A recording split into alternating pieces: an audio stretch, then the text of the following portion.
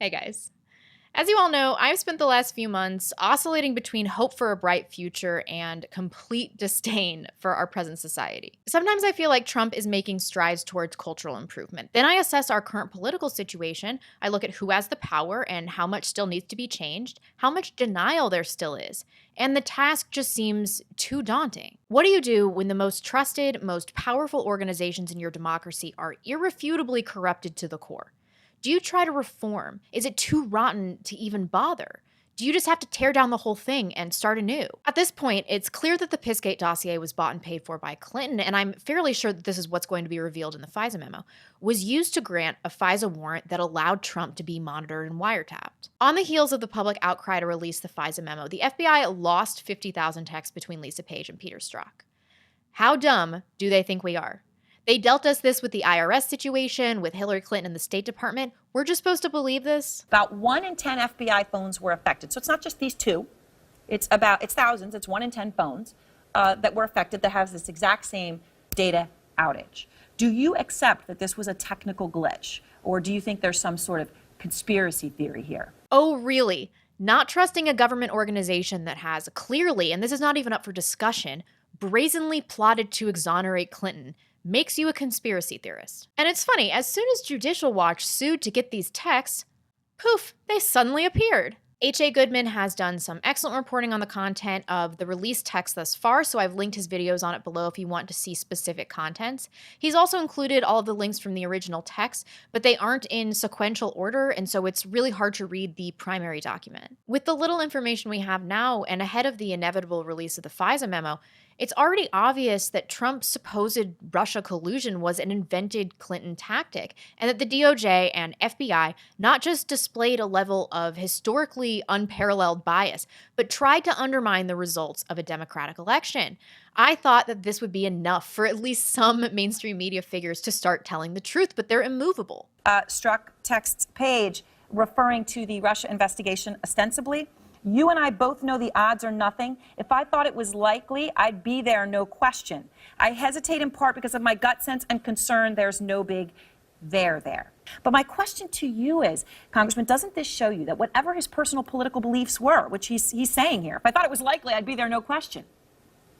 But he didn't have a bias against Trump on Russia. You know what, Aaron, respectfully, it tells me the exact opposite, because just above that text is a conversation about impeachment. He didn't see any there, though. He wasn't going in thinking he was going to find anything. Well, the only thing I would say in response to that, Aaron, is the morning after the election, they're discussing impeachment. So instead of interpreting this in the most obvious way, which is that the FBI clearly knew that there was nothing to the Russia collusion, but continued to try to impale him on it to this day, the mainstream media decides that this shows that he actually had no bias. First of all, I just want to point out for the record, of course, that the special counsel, Bob Mueller, last summer, when he found out about the text messages, which did indicate bias by the senior agent Strzok, he removed him from the team, okay? He removed him immediately upon finding that out. Okay, Strzok was removed by Mueller for bias last year. Leftists are acting like this exonerates them from bias, but it just confirms that they knew about this all along. Which is it? Peter Strzok clearly had no bias, and that was exhibited from the text, or he was biased, and that's why he was removed by Mueller.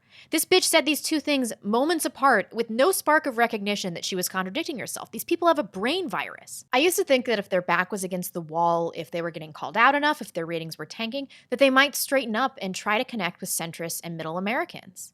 I also used to think this about politicians.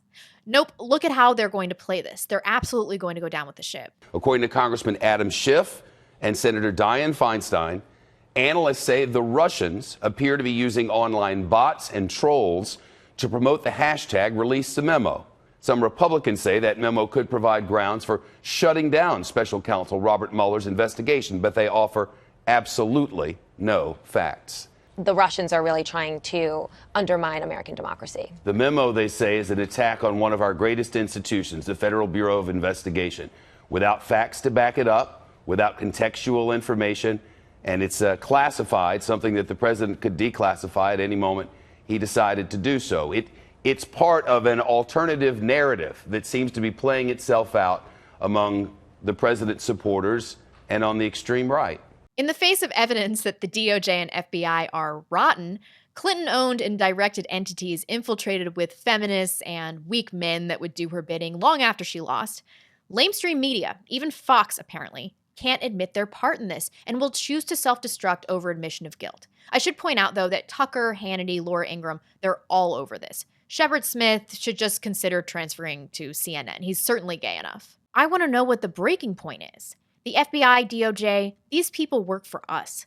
We are not their subjects and subordinates. They do not have the right to decide unilaterally who the president should be, to try to subvert a democratic election, and then to lie to our faces about it and gaslight us out of the answers that we're entitled to. They're taking our freedoms piecemeal, and when we object, they call us racists and conspiracy theorists. I know that I am not the only one that is just boiling over with rage about this. This is a very dangerous time for America. The left is not interested in the FISA memo, but I think it's going to blow up the government and the FBI. They cannot keep this at bay forever, and if we do not see this evidence in a timely manner, there will be leaks. And at some point, the Mueller investigation is going to fall apart. The left feels this, which is why it is back-to-back coverage on CNN about Stormy Daniels and Trump thinking about firing Mueller. They're largely failing to cover the greatest political scandal in American history, to focus on the dubious claims of a porn star and a thought that crossed Trump's mind for legitimate reasons but never came to fruition. Whores and literal thought crime, that's the focus. I thought the mainstream media would bend so that they would not break, but that's not what is happening. What I'm most worried about is if the mainstream media fails to recognize what has happened, and if Trump is unable for whatever reason to drain the swamp. I'm afraid that there will be no indictments, just reassignments and slaps on the wrist. Think about this. Peter Strzok, removed from the Russia investigation for his bias, is still employed at the FBI, as is his whore, Lisa Page. The FBI is filled with entrenched bureaucrats who have committed horrible crimes and are now like desperate animals. They see that they're going to be exposed. We're going to witness some seriously erratic behavior. The writing is on the wall, and the citizens are going to, at a minimum, find out who was involved in this, even if they aren't formally charged. But that isn't going to be enough to satisfy most people. When there's a perception that there's no rule of law or that it's not being applied equally, those that are prone to criminality will start committing crimes indiscriminately. Now let's just say you're an upstanding citizen trying to make his own way and you see that elites are not being punished for treasonous crimes that a few centuries ago would have warranted execution. You might brush it off for a while, but you're going to stop working for your government. People might stop paying taxes, for example. Why bother? You're not going to punish treason, but you're going to get all the little guys for minor tax evasion? At some point, if things get bad enough, leaders that were not indicted but should have been will not be safe from the wrath of the general public. That is the risk if they don't actually drain the swamp, if they just give the American people the runaround again, just hoping that our iPhones and sleepy existence will preclude any revolt. That is a huge gamble, if you ask me, and I wonder if they even realize it, or if they've grown so comfortable that they have no fear of the people anymore. Reassignments, resignations aren't going to be enough. Heads need to roll. This needs to be the fate of our leaders that commit crimes if we are truly protected equally under the law. Instead, they have distracted the public and tried to discredit us with personal attacks that were racist, sexist, bigoted, etc. Leftists are requiring much more than I thought to admit that they were wrong and help turn this ship around. This has gone so much further than I thought it could before they had to admit defeat. But now it appears that they will stop at nothing to get Trump out of office, which will absolutely, inevitably result in civil unrest, maybe a civil war. As I travel further down this road, it becomes more and more clear to me how thin the line is between social order and anarchy. It's like the social order is being retained with a thin strip of foil. We, on the other side of it, perceive it to be steel, but it just takes one person, one event, to kick a hole through it. Then it's only a matter of time before it's broken through, torn down. And this is not what I want. Anarchy would be a disaster for our country because there are so many illegal immigrants, there would be warring factions. Can you imagine what this would look like? I don't know what's going to happen with the FISA memo, but my feeling here is that it's going to be impossible to avoid it reaching the public in one way or another. And we are just going to have to decide as a society if we even care that our justice enforcing agencies are totally infiltrated. That's the thing about the left. They do not care so long as these entities are working for them. Let me know what you think in the comment section. Is the FISA memo going to give us blue balls again? Is that going to happen? Is it going to blow up the FBI? Is it even going to be released? I would love to hear what you have to say. Thanks, folks, and I'll see you soon. Bye.